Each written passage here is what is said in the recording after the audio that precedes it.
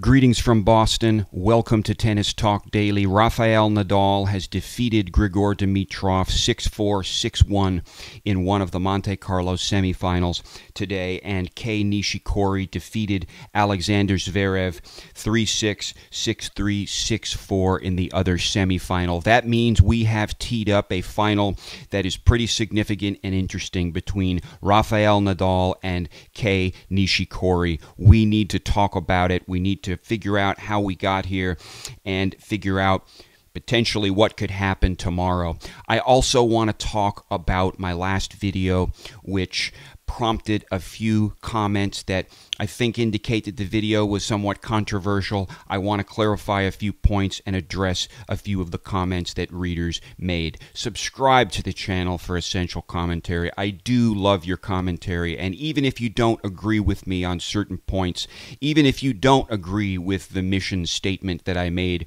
in my last video, I do appreciate your viewership, and I do welcome you to the channel. You don't need to take part in that necessarily, but I do hope that you'll listen and understand some of the arguments behind why I believe it is a worthy and honest and legitimate mission. So, subscribe to the channel, give the video a thumbs up. Let's do this.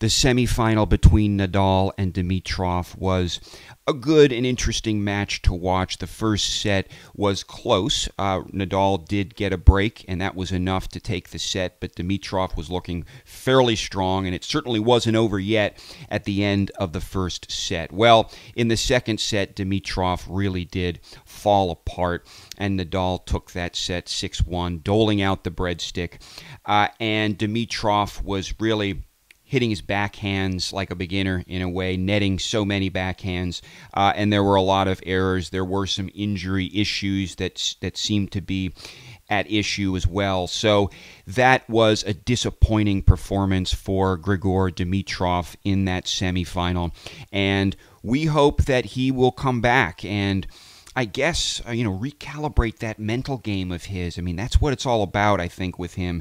He does sort of choke. That's the problem, and he choked today in the second set. If he can get himself up to a mental level where he can avoid so many of these choking instances, well, I think he could be a force to be reckoned with, and he could be the one that takes down Nadal. In the other semifinal, Kei Nishikori pulled something of an upset by defeating Alexander Zverev. This was a pretty close match, generally speaking. In the end, Nishikori was just able to push through and was superior in a couple of different respects. These respects are actually kind of Federer-esque in nature. First, the footwork. He was so fast on the court today, and I think this stood in contrast with Zverev, who is kind of a big guy who was having trouble getting up to some of these excellent drop shots that Nishikori was making, and it showed that Nishikori does have superior footwork out there on these clay courts. So that was very interesting to watch, and Nishikori was also bringing something of an all-court game to the match today. There were a lot of net points. He came up to the net 22 times and won 17 of those 22 net plays. So that was quite interesting. Zverev came up to the net 16 times and won only 8 of those. Some great drop shots again from Nishikori. He was dictating points in a very compelling way that I think, if he can bring that to Nadal, I think Nadal's going to have some problems. And then finally, he was taking the ball early, particularly returning Zverev's serve. Nishikori was taking the ball quite early in a couple of instances, really surprised Alexander Zverev, and Zverev was just kind of caught off balance by this, taking the ball on the rise, which again is really the Federer way of doing things. So Nishikori is sort of carrying this torch into the final tomorrow. I think it could be interesting. I want Nishikori to win. That's, of course, consistent with our thesis. Well, he doesn't bring the one-hander. That's true. But At this point, listen, and I'm going to talk about this. I mean, at this point, we can settle for a clay hitman. I think a clay hitman will suffice for now, even if they bring the two-hander. But there are, again, elements of Nishikori's play which are Federer-esque and which do carry on that legacy in some significant ways. Well, if Nishikori can bring the footwork, can bring the all-court play, can bring the daring shot-making, can bring the dictation of points and the placement of shots in those corners, if he can make a few of these brilliant drop shots that he was doing today, and lastly, if he can continue to take the ball on the rise, then Rafa could struggle, and this could be an upset. I am hoping for this upset. Let's see what happens. I'll be watching the match very closely, and I will be reporting the results to you. We have no giants, no trees in this final, which is sort of promising too. Zverev was the last guy standing in terms of one of these big guys. Well, Nishikori exposed the weakness of being big, as Zverev today was struggling to come up and reach those drop shots that Nishikori was doling out. So we have a final with two guys that are pretty much ordinary height for tennis players. Well, it'll be a great final. I want to talk about it, and I'll have another episode tomorrow. But let's talk about this question from yesterday.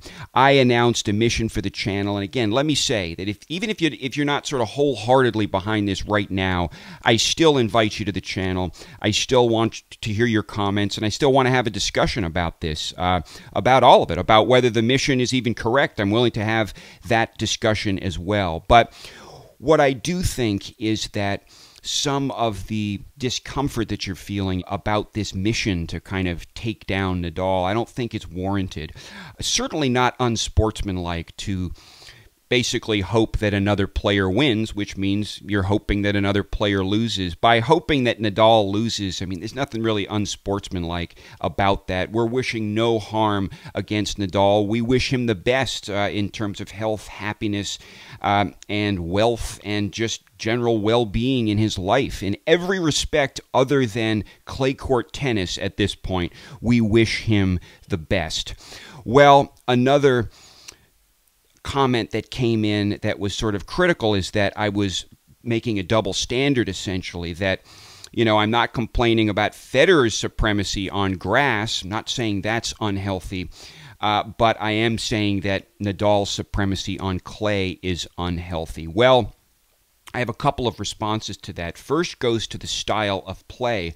Remember, Nadal is a force at the forefront of the two-handed backhand, and it's increasing predominance. Remember, there are only 3 players in the top 20 with a one-hander at this point. The one-hander is obsolescent. It's going obsolete. It's going to be extinct soon, folks. And Rafael Nadal has started a tennis academy where he plans to churn out little Nadals with those two-handed backhands. Before long, if something doesn't change, folks, there will be no one-handed backhand on the tour, and that means that Federer's legacy will be hurt in a very significant way. Listen, we have to think about this also in terms of what Rafa's mission is. What do you think Rafa's mission as a tennis player is to do, folks? Seriously, let's be realistic here. Rafa's mission, let it be clear, is to take the GOAT distinction away from Federer. That's his goal, folks. That's his mission. That's his team's mission. That's what he wants to do. He wants to be the greatest tennis player of all time. So I submit to you, if that's Rafa's mission, why is it so wrong to try to stop him? Particularly in the name of Roger Federer. Listen, I'm a lawyer. I believe in protecting the assets of my clients. Well, we have to protect the assets, the estate of Roger Federer. We have to protect his legacy. Rafael Nadal is going after Roger Federer's legacy. He doesn't talk about it, but his goal is to take down Roger Federer. That's the truth. That is the truth. Insofar as depriving him of the GOAT distinction is taking him down, which it is in a way. It's putting him down a few notches. And let's take Federer down a few notches. That's what Nadal wants to do. let's take that GOAT distinction away from him. I want to be the greatest of all time. Well, if that's what Nadal's goal is, then I submit to you we are justified in wanting to take Nadal down, in vanquishing the king. Well, we don't want necessarily another GOAT to do it. We don't want a player, and that's what another comment was from you guys, like, Thiem, I don't know why you're mentioning Thiem, Aaron, because Thiem is not the next greatest player of all time. He's not a world-class champion like Federer. He's not as good as Federer. And that's true, although he could develop. And it's kind of true with all these players. Well, we don't need another Federer. In fact, we need a person that's going to protect Federer. We need a clay hitman. That's what we need. And that's a mission that I think is legitimate, a clay hitman. That's why I like Thiem. I'm still placing a little faith in Thiem in the future. He could be our clay hitman. Possibly Dimitrov, possibly Shapo. Well, Nishikori is going to give it a try tomorrow. He doesn't bring the two-hander to the game, but he will bring some Federer-esque elements. And if he can bring them in the way that he was bringing them to Zverev, well, Nadal is going to have a problem on his hands. I'm going to have a lot more about that match tomorrow. It's going to be exciting to watch. Follow us on Twitter because I'll be tweeting the match. My final point is with respect to the idea of the effect of fan support. There was one comment in response to my last video that said fan support doesn't mean anything. Like, we can hope that Rafa loses on clay. We can hope the team beats him on clay. It doesn't mean anything. Well, I disagree with that proposition. I think fan support means a lot. And I think that part of why Roger has been able to achieve what he has achieved is rooted in the fan support for him.